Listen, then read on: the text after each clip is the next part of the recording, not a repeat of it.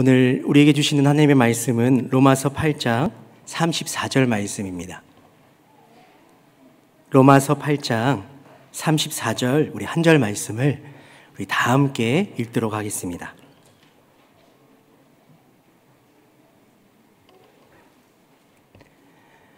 우리 다 함께 읽도록 하겠습니다. 시작. 누가 정죄하리요? 죽으실 뿐 아니라 다시 살아나신 이는 그리스도 예수시니 그는 하나님 우편에 계신 자요 우리를 위하여 간구하시는 자시니라. 아멘. 여러분, 시작하면서 제가 사진 몇 장을 좀 보여드릴게요. 우리 한 장 한 장 보시면서 이 사진이 어떤 사진일까, 그리고 이 사진을 봤을 때 마음에 어떤 마음이 드는지를 한번 속으로 생각하면서 우리 사진을 보시면 좋을 것 같습니다. 우리 첫 번째 사진을 한번 보여주실까요? 네. 보시기에 어떤 사진인 것 같으세요? 어느 젊은 청년이 괴로운 듯 머리를 잡고 있습니다.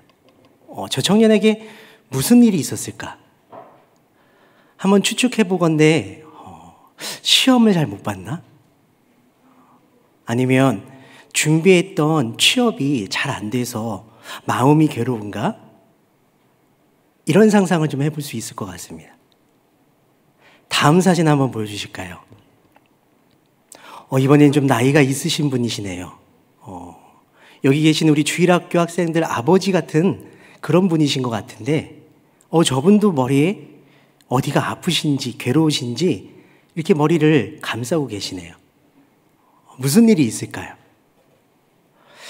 아무래도 지금 화면상 보기에 회사인 것 같아요. 회사에서 좀 일이 잘 안 풀려서 너무 머리가 아프신지 잠깐 쉬고 계시는 것 같은 그런 생각이 좀 듭니다. 다음 사진 한번 보여주실까요?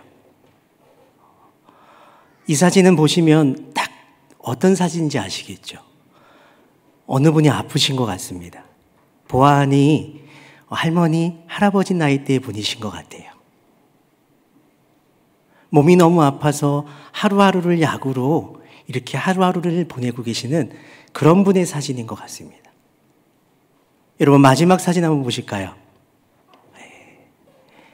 고민은 어른만 있는 게 아닌가 봅니다. 어린아이가 무슨 고민이 있는지 저렇게 길가에 앉아서 저렇게 고개를 숙이고 한참을 생각하는 모습. 여러분, 이 사진들을 좀 보시니까 어떤 것 같습니까? 분명한 사실은 저 사진이 그냥 사진이 아니라 우리 주변에서도 볼 수 있다는 겁니다. 우리의 자녀들 또는 우리의 부모의 모습이지 않을까라는 생각이 듭니다. 어떻게 해결할 수 없는 문제 앞에서 괴로워서 머리를 쥐어들고 있는 그런 모습이 우리 주변에서도 보지 않을까, 그런 생각을 하게 됩니다. 네, 여러분, 저 사진들의 공통점이 있습니다. 어떤 공통점일까요? 모두가 혼자 있었다는 겁니다. 누군가의 도움이 필요한, 혼자서 그렇게 문제를 가지고 끙끙대고 있는 그런 모습들의 사진들이었다는 겁니다. 여러분, 누군가의 도움이 필요한 사람들은 우리 주변에도 많이 있습니다. 성경에도 그런 사람이 소개가 되는데요.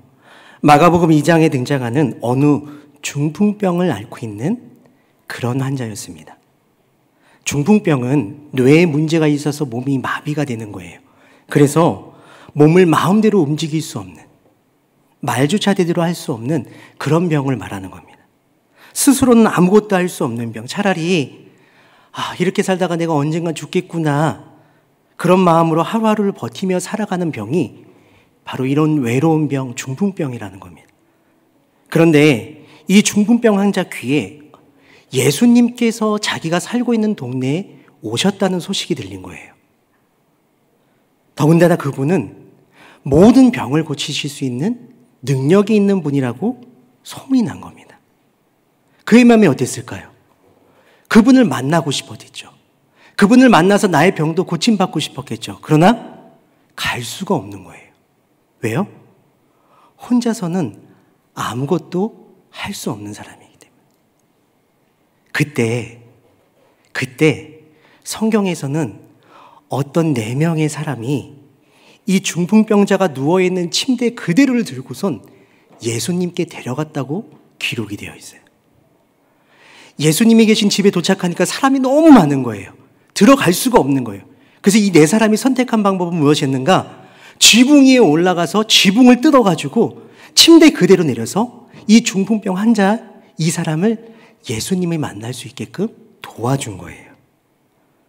그러자 어떤 일이 벌어졌을까요? 마가복음 2장 5절과 12절 말씀에 이렇게 기록이 되어 있습니다. 쉬운 성경으로 제가 한번 읽어드릴게요. 예수께서 이 사람들의 믿음을 보시고 중풍병 환자에게 말씀하셨습니다. 아들아, 내 죄가 용서되었다. 중풍병 환자는 일어나 침상을 들고 모든 사람이 보는 앞에서 걸어나갔습니다. 사람들이 놀라서 하나님께 찬송을 드렸으며 우리는 이와 같은 일을 본 적이 없다라고 말하였습니다. 할렐루야. 이 중풍병을 앓고 있던 환자가 몸이 깨끗이 낫게 된 거예요. 현대의 의학으로는 절대로 해결할 수 없었던 이 문제가 놀라운 기적처럼 치료가 된 겁니다. 여러분, 누가 치료해 주셨나요? 누가 치료해 주셨나요? 맞아요. 하나님, 우리 예수님께서 치료해 주신 겁니다. 여기서 이런 질문을 하나 던질 수 있습니다. 만약에 이 중풍병 걸린 환자의 곁에 이 4사람이 없었으면 어떻게 됐을까요? 아마도 그가 치료가 되었다는 놀라운 기적의 이야기는 성경에 기록되지 않았을 겁니다. 그렇다면 또 다른 질문 하나. 이 중풍병 환자를 예수님께로 데려간 4사람은 누구였을까요? 아빠, 엄마, 할아버지, 할머니, 4사람 딱 됐네요. 네. 성경에는 누구인지는 밝히고 있지 않은데요. 우리가 알 수 있는 분명한 사실은 이 4사람은 갑자기 나타난 사람이 아니라는 겁니다.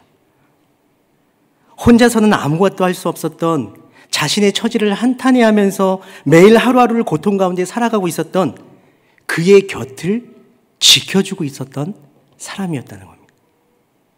늘 곁에서 낫기를 기도해주고 또 기도해주고 격려하던 이 4사람이 예수님이 오셨다는 소식을 듣자마자 이 사람이 생각이 나서 침상채로 들고선 예수님을 만나게 해줬던 그런 사람이었던 겁니다. 그래서 예수님께서는 그들의 믿음을 보시고 중풍병자에게 작은 자여 내 죄사함을 받았느니라. 그들의 믿음, 이 4사람의 믿음을 보면서 그들의 기도대로 이 사람을 고쳐주셨다라는 겁니다. 여러분, 결국 이 4사람이 누굴까요? 중보 기도자였다는 겁니다. 이 중풍병 걸린 사람의 중보 기도자였던 겁니다. 여러분 곁에 마치 중풍병자와 같은 그런 어려움 가운데 놓여있는 분들이 주변에 계실지도 모르겠어요. 그분이 여러분의 할아버지, 할머니가 될 수도 있고요. 엄마, 아빠가 될 수도 있고 여러분의 자녀가 될 수도 있습니다. 너무 어려워서 혼자서 끙끙대며 누군가의 도움을 기다리는 그런 분들이 주변에 있을 수도 있다는 겁니다. 바라기는 그러한 분들을 여러분이 그러한 분들의 중보 기도자가 되어주시기를 주님의 이름으로 부탁드립니다. 그런 중보 기도자가 되려면 어떻게 해야 될까요? 우리가 그런 중보 기도자가 되기 위해서는 준비되어야 될 것이 있습니다. 지난주 금요일 날 우리 담임 목사님께서 중보 기도에 대해서 설명을 해주시는데 이렇게 설명을 해주셨어요. 중보 기도란 내가 기도하는 그 사람의 현실을 철저히 가슴으로 느끼며 그 사람과 하나님 사이에 서는 것이다. 여기서 중요한 표현이 있습니다. 어디로 느끼라고요? 마음으로. 중보 기도는 우리의 마음에서부터 시작이 된다는 것입니다.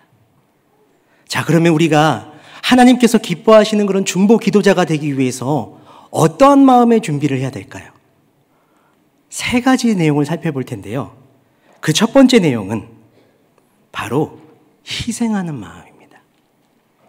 희생하는 마음. 내가 기도하는 그 사람을 위해서 어떠한 위험도 희생도 감수하는 그런 마음을 가진 사람이 참된 중보 기도자가 될 수 있다는 겁니다. 성경에는 그런 희생의 마음을 가졌던 중보 기도자 한 사람을 소개를 합니다.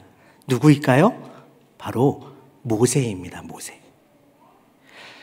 출애굽기 32장을 보면은 시내산 언약을 맺은 지 한 날도 안 되어서 이스라엘 백성들이 하나님을 화나게 하는 죄를 짓게 돼요. 그 죄가 무엇이었는가? 바로 금송아지 우상을 만드는 죄였던 겁니다. 금송아지 우상을 만들어서 그에게 제사를 하고 있는 그런 이스라엘 백성들을 보고선 하나님께서 얼마나 화가 나셨을까요? 그래서 하나님께서 화가 난 나머지 모세에게 이렇게 말을 합니다. 출애굽기 32장 9절에서 10절 말씀에 나는 이 백성이 얼마나 완고한 백성인가를 보았다. 그러니 이제는 나를 말리지 마라. 나의 노여움이 너무 크므로 나는 그들을 멸망시키겠다. 하지만 너만은 살려두어 큰 민족을 만들어주겠다. 너무 화가 난 하나님께서 모세에게 말씀하신 거예요. 이 말씀을 듣자마자 모세가 아유 하나님 다행입니다. 저도 같이 멸망당하는 줄 알고 얼마나 놀랐는지 몰라요. 어우야. 네, 이스라엘 백성들만 멸망시키시면 됩니다. 저만 아니면 됩니다. 그렇게 대답했을까요? 어떻게 알았어요? 그 자리에 있었어요? 오히려 모세가 어떻게 하는가? 하나님께 기도를 합니다. 그 내용이 출애굽기 32장 11절과 13절 말씀에 나와 있는데요. 저만 읽으니까 억울해서 그래서 우리 한 절씩 번갈아 읽으면서 마지막 절만 함께 읽도록 하겠습니다. 제가 먼저 읽겠습니다. 그러나 모세는 여호와 하나님께 매달렸습니다. 여호와여 어찌하여 주님의 백성에게 노여워하십니까? 주님께서는 크신 능력과 힘으로 이 백성을 이집트에서 인도하여 내시지 않으셨습니까? 만약 주님께서 노하시면 이집트 백성이 여호와가 이스라엘 백성을 이집트에서 인도해낸 것을 그들의 산에서 죽이고 이 땅 위에서 멸망시키기 위하여서구나 하고 말할 것 아닙니까? 그러니 노여움을 거두어 주십시오. 주의 백성에게 재앙을 내지 마십시오. 함께 읽겠습니다. 주의 종인 아브라함과 이삭과 이스라엘을 기억해 주십시오. 주님께서는 그들에게 내가 너희 자손을 하늘의 별처럼 많게 할 것이다. 그리고 내가 약속한 이 모든 땅을 너희 자손에게 주어 그 땅을 영원히 물려받게 할 것이다 하고 주님 자신을 걸고 맹세하지 않으셨습니까? 지금 이스라엘 백성을 위해서 기도하고 있는 거예요. 하나님 제발 좀 화 좀 푸세요. 그 노여움을 거두어 달라고 간곡히 기도를 하고 있는 겁니다. 그런데 모세가 어떻게 기도했는지 다른 측면에서 이 모세의 기도에 대해서 시편은 이렇게 기록을 하고 있습니다. 106편 23절 말씀에 여호와께서 그들을 없애겠다고 말씀하셨을 때에 주가 택하신 모세가 가운데 서서 백성을 향한 하나님의 분노를 멈추게 했습니다. 여기서 중요한 표현은 모세가 화가 나신 하나님과 백성 가운데 서서 기도했다는 겁니다. 여러분, 이게 무슨 의미일까요? 이렇게 좀 설명을 드릴 수 있을 것 같아요. 제가 중학교 때였어요. 쉬는 시간이었습니다. 쉬는 시간에 친구들이 뒤에서 교실 안에서 공놀이를 막 하는 거예요. 저는 수업 시간이나 쉬는 시간이나 언제나 한결같이 공부를 하고 있었습니다. 예, 아멘 감사합니다. 근데 갑자기 쨍그랑 소리가 난 거예요. 친구들이 공놀이를 하다가 그만 교실의 창문을 깨버린 겁니다. 근데 슬픈 예감은 늘 틀리지 않는 게 그때 때마침 선생님이 들어오신 거예요. 이 창문 누가 깼어? 막 화가 나셔가지고 막 소리 지르시는 거예요. 어떻게 해요? 결국 깬 친구들 다 5명이 선생님께 끌려가서 앞으로 나간 겁니다. 선생님들께서 이렇게 얘기하시는 거예요. 엎드려 뻗쳐! 그러더니 몽댕이 이만한 걸 가지고 엉덩이를 팍 때리시려고 할 때 제가 안 됩니다, 선생님! 선생님! 어떻게 이 사랑하는 제자들을 그렇게 때리실 수가 있겠습니까? 노여움을 좀 푸십시오. 아니, 사랑하는 제자들이 실수로 깬 건 아니겠습니까? 그냥 용서해 주시면 안 됩니다. 정 때리시겠던 제가 대신 맞겠습니다. 그렇게 말을 하려고 했는데 제가 맞을 것 같아서 너무 아플 것 같아서 네, 그래서 아무 말도 안 하고 그 친구들이 다 맞을 때까지 조용히 기다렸어요.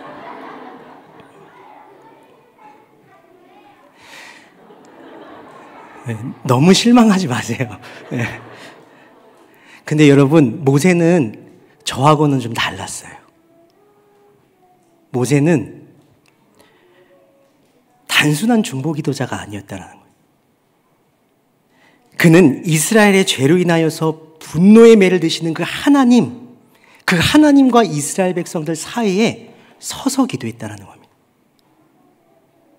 이스라엘 백성들과 함께 매를 맞겠으면, 아니, 제가 대신 맞아도 좋습니다라는 그런 마음가짐을 가지고 하나님 앞에서 이스라엘 백성들을 용서해달라고 간절히 기도했던 사람이 바로 모세였다는 겁니다. 자신의 생명보다 이스라엘 백성들의 생명을 더 소중하게 여기는 그런 희생의 마음을 가진 기도자가 바로 모세였다는 겁니다. 그런 희생의 마음을 가진 모세의 기도를 하나님께서는 들으시고 그 뜻을 돌이키시사 이스라엘에게 내리시겠다던 재앙을 거두시게 된 겁니다. 여러분, 중보기도자가 이러한 마음을 가진 사람이라면 하나님께서 이 시대에도 놀라운 일을 행하시지 않겠습니까? 희생의 마음을 가지고 우리가 기도할 때 하나님께서는 그 뜻을 돌이키시사 우리를 위하여 더 놀라운 일을 행하실 수 있다라는 것입니다. 두 번째로 중보 기도자가 가져야 될 마음은 무엇인가? 포기를 모르는 마음입니다. 성경에서는 이 포기를 모르는 마음을 가진 중보 기도자 한 사람을 소개를 합니다. 엘리사라는 선지자였습니다. 엘리사. 열왕기하 4장을 보면은 엘리사와 수넴 여인의 이야기가 기록이 되어 있어요. 수넴 여인은 부유한 여인이었습니다. 그런데 이 여인은 항상 엘리사를 정성으로 모시는 사람이었습니다. 수넴 마을에 들리기만 하면은 이 엘리사 선지자가 어떻게 하면은 잘 쉴 수 있을까? 집도 마련해주고 정성껏 음식도 대접해주는 그런 여인이었어요. 이 여인의 정성에 감동을 받은 엘리사는 오랫동안 이 여인이 아이를 낳지 못하고 있다는 안타까운 사연을 알게 되고 이 여인에게 아이가 생기기를 하나님께 기도를 했습니다. 그래서 어떤 일이 벌어졌어요? 어떻게 알았어요? 정말 아이가 생긴 거예요. 정말 예쁜 아들을 낳게 된 겁니다. 얼마나 기뻤을까요? 여지껏 아이가 없이 그렇게 하루하루를 보냈는데 정말 예쁜 아이를 낳으니 얼마나 기뻤겠습니까? 근데 이 기쁨도 잠시였습니다. 어느 날 아이가 머리를 잡고서 너무 아파하더니 시름시름 앓다가 그만 죽게 된 거예요. 오랫동안 기다렸던 아이가 한순간에 죽게 되니까 이 부모의 마음, 이 여인의 마음이 얼마나 찢어졌듯 아팠겠습니까? 그래서 그 아이를, 죽은 아이를 안고선 하루 이틀 그렇게 눈물을 흘리면서 슬픔에 잠겨 있다가 가만히 있으면 안 되겠구나. 그의 머릿속에 엘리사 선지자가 생각이 난 겁니다. 그래서 지푸라기라도 잡는 심정으로 하나님의 종 엘리사를 이 여인이 찾아간 거예요. 사정을 들은 이 엘리사가 여인과 함께 죽은 아이가 있는 곳으로 함께 돌아오게 됩니다. 사람들은 이 아이의 죽은 이 장례식을 준비하고 있었어요.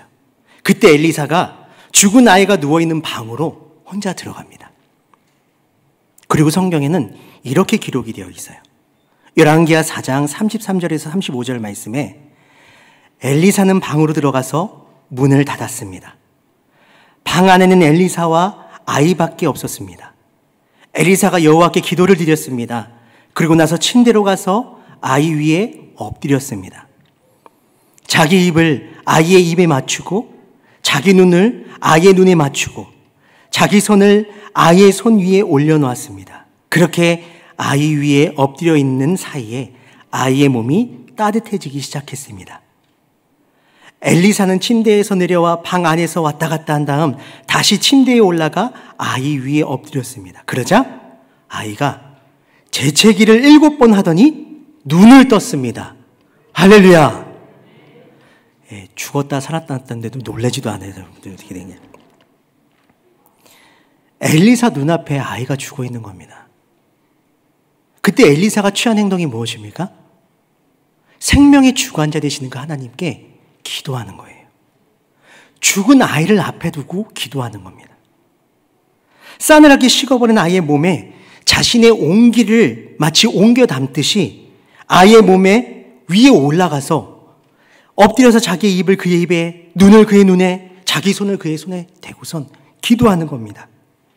근데 놀랍게도 아이의 몸이 점점 따뜻해지는 거예요. 그러나 아이가 살아난 것은 아니었습니다. 그냥 몸만 따뜻해졌어요. 그러자 엘리사가 침대에서 내려와서 방 안에 왔다 갔다 다녔다고 성경은 기록하고 있어요. 이 말이 무슨 의미냐면은 하나님, 내가 이렇게 간절히 기도했는데 왜 아이를 살려주지 않으십니까? 왜 살아나지 않은 겁니까? 낙심하면서 이리저리 왔다 갔다 했다는 거예요. 그런데 그리고 난 다음에 엘리사가 취한 행동이 뭐예요? 다시 기도하는 거예요. 또다시 아이 위에 올라가서 엎드려서 아이가 살아나기를 계속 기도했다라는 겁니다. 그러자 놀라운 일이 벌어진 거예요. 아이가 재채기를 하고 다시 살아났다는 겁니다. 포기를 모르는 엘리사의 중보 기도에 하나님께서 응답하셨다라는 겁니다. 여러분, 우리가 간절한 기도를, 우리의 기도를 멈추는 때가 언제인지 아시나요? 그거는 우리가 바라는 것과 다른 결과를 마주했을 때, 모든 것이 다 끝났다고 생각되었을 때 우리는 기도를 멈추게 됩니다. 그러나 오늘 성경은 중보기도자라면은 포기를 모르는 마음을 가지고 기도하는 사람이다라고 우리에게 가르쳐주고 있는 겁니다. 끝이 난 것 같을 때에도 기도하라는 겁니다. 끝이 났어도 기도하라는 것입니다. 포기하지 말고 계속해서 기도하는 것이 바로 중보기도자의 마음의 자세라는 것입니다. 오늘 우리가 말씀 끝나고 같이 기도하는 시간을 가질 거예요. 그러면 화면에서 기도할 내용들이 막 나오게 될 거예요. 그러면 교회를 위해서, 또 나라를 위해서, 열방을 위해서, 아프신 분들을 위해서 기도하는 시간도 가질 거예요. 근데 여러분 자세히 보면은요, 이 아프신 분들은요, 이번 한 주만 나오신 분들이 아니에요. 매주마다 그 이름이 금요일마다 여기 앞에 나오시는 분이. 그 말 뜻이 무슨 뜻이에요? 계속 아프시다는 거예요. 하나님, 이 코로나는 좀 끝내주셨으면 좋겠습니다. 매주마다 기도하는데 아직까지 이 어려움이 끝나지 않은 거예요. 그때 우리는 낙심하고 기도를 멈출 수밖에 없는 거죠. 그러나 성경은 우리에게 도전하고 있습니다. 그래도 끝까지 기도해요. 포기를 모르는 마음을 가지고 계속해서 기도할 때에 하나님께서는 우리가 상상할 수 없는 놀라운 방법으로 우리의 기도에 응답하실 줄로 믿습니다. 그러니 포기를 모르고 함께 기도할 수 있는 이 밤이 됐으면 좋겠습니다.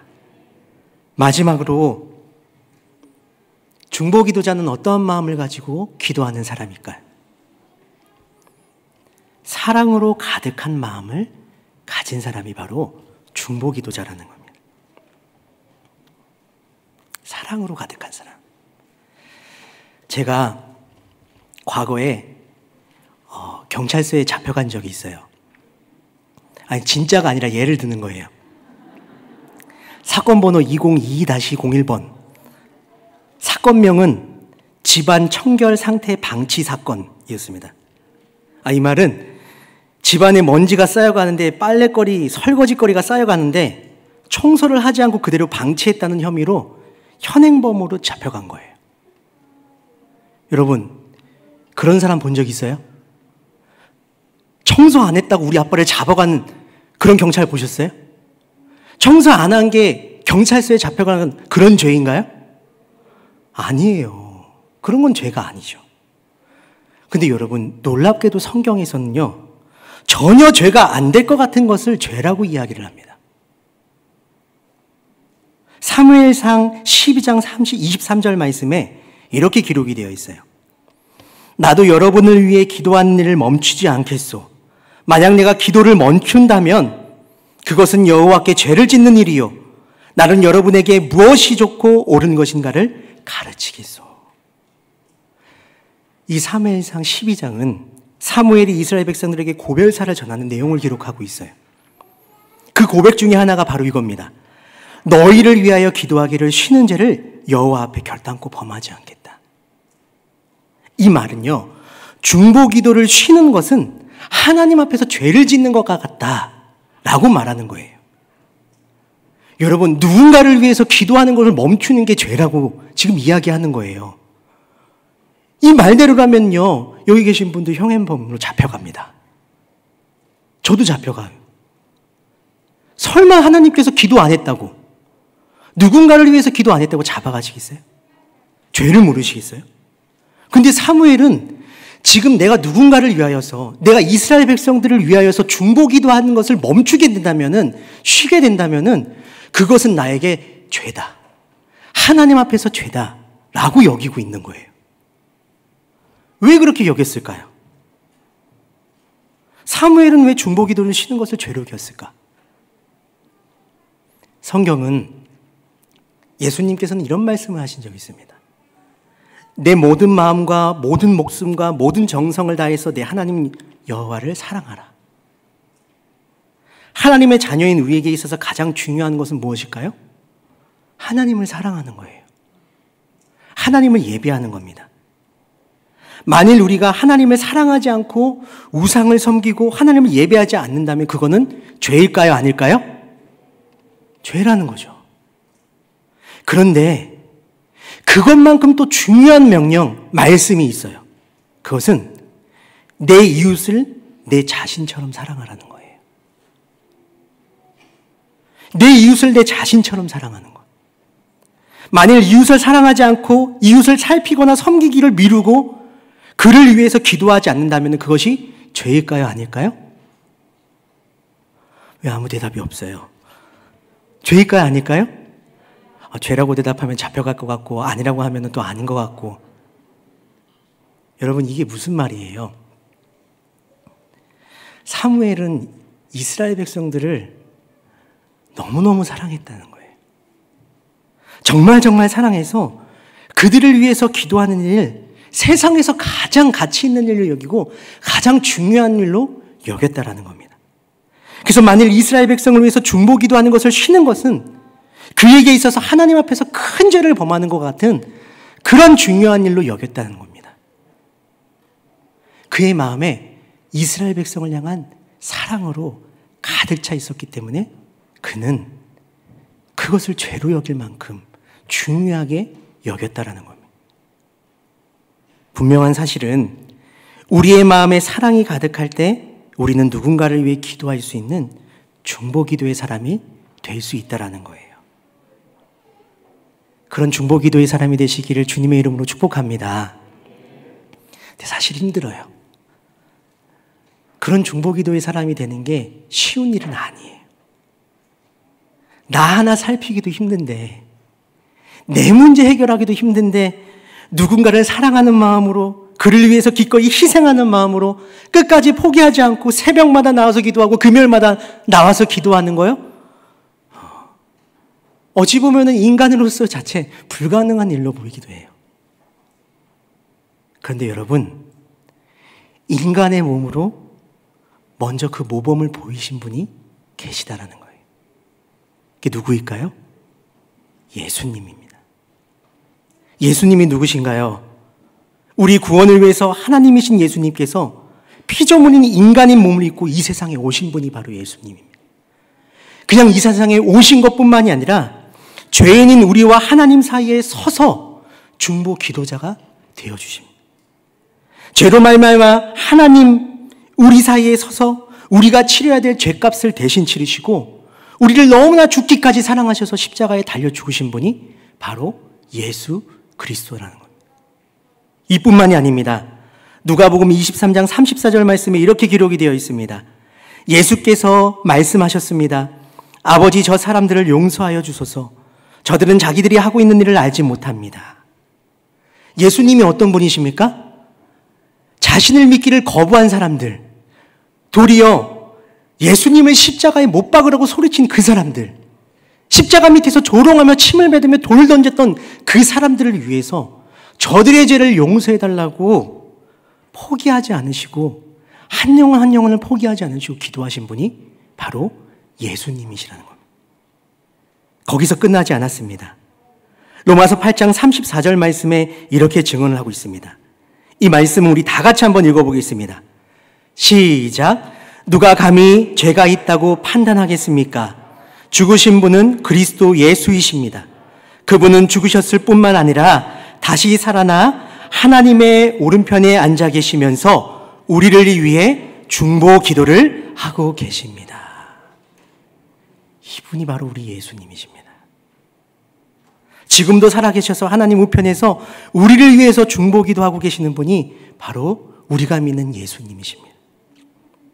그러므로 여러분, 오늘 이 밤에 우리의 진정한 중보 기도자가 되시는 예수님을 만나는 오늘 기도의 시간이 되기를 간절히 바랍니다. 간절히 함께 기도할 때에 우리를 향했던 사랑, 그 희생, 포기를 모르셨던 주님의 마음이 우리 마음 가운데 깊이 심겨지고 새겨지는 은혜가 있기를 간절히 소망합니다. 지금도 살아계셔서 하나님 우편에서 우리를 위해서 기도하고 나를 위해서 기도하고 계시는 그 예수님을 깊이 만나는 오늘 기도의 시간이 되길 간절히 소망합니다. 그때에 우리 또한 이 어두운 세상에 한 줄기의 빛과처럼 세상의 빛을 발하는 중보 기도자로 세워질 줄로 믿습니다. 오늘 그 예수님과 함께 깊이 기도의 자리로 나아가는 저와 여러분 되길 주님의 이름으로 축복합니다. 함께 기도하겠습니다. 아버지 하나님, 우리를 중보 기도자로 부르신 줄로 믿습니다. 그러나 우리가 아무런 목적 없이, 아무런 이유 없이 기도의 자리로 나가는 것이 아니라 먼저는 우리 마음 가운데 준비가 되어지길 원합니다. 그냥 준비가 아니라 정말 예수님께서 보여주셨던 그 마음의 준비를 우리도 하길 원합니다. 누군가를 위하여서 사랑하는 마음으로, 희생하는 마음으로, 끝까지 포기하지 않는 그런 마음으로 기도하길 원합니다. 오늘 이 밤에 그와 같은 모범을 보여주셨던 예수님과 함께 깊은 기도의 자리로 나아가는 우리 모두가 되게 도와주시옵소서. 우리 눈앞에 어떠한 일들도 벌어지지 않는다 하더라도 오늘 이 밤에 우리가 예수님과 함께 기도할 때에 하나님께서는 우리가 알 수 없는 놀라운 방법으로 놀라운 기적을 베풀어 주실 줄로 믿습니다. 그 살아계신 그 하나님을 만나는 오늘 기도의 밤이 될 수 있도록 인도하여 주시옵소서. 그렇게 행하시 주님을 찬양하오며 예수님의 이름으로 기도하옵나이다. 아멘.